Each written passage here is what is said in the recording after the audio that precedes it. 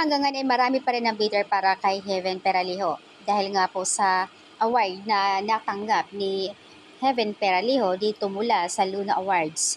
And the top winners, nakakuha naman si Heaven mula doon sa kanilang shoot movie with Ian Veneracion na Nahimik ang Gabi. Nagpapasalamat naman si Heaven sa kanyang IG story. Sabi niya doon, "It's my dream." Siyempre at ang kanyang mami natutuwa dahil dito, first time, siyempre kahit sino naman makatanggap ka ng ganitong award. Proud.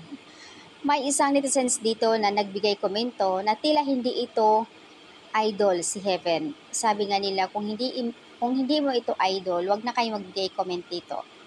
Kung hindi man nanalo ang mga manok nyo, wag na po kayo magbigay komento dito. Ayon dito sa kanya, sa reaction, anong basihan ng Best Actress? Ang sagot naman dito ng isa, fan ni Heaven,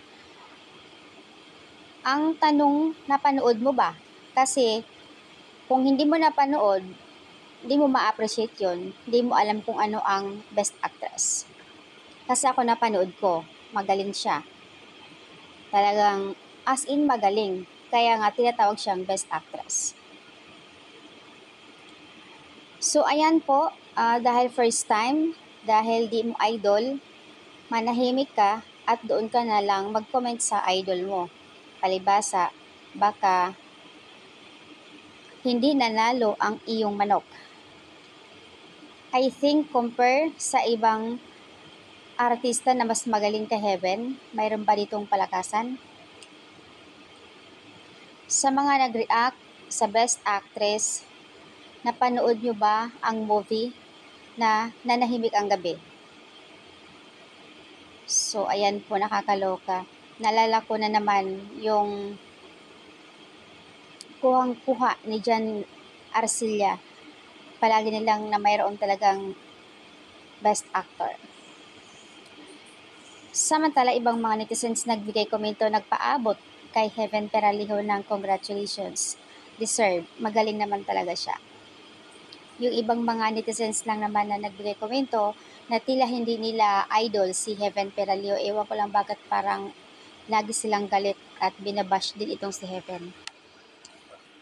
Simula nang nagkabalikan, simula nang nagkaroon sila ng teleserye ni Marco Gallo and The Ship Show sa kanilang movie, tuloy-tuloy ang project ni Heaven na.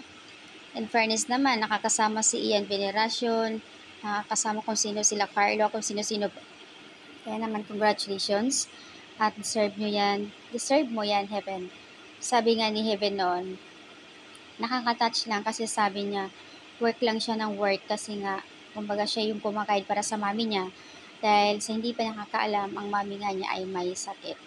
So, ayan, nang hindi lang alam ng karamihan na mahirap banggitin pero kaya nga nag-work siya para sa mami niya.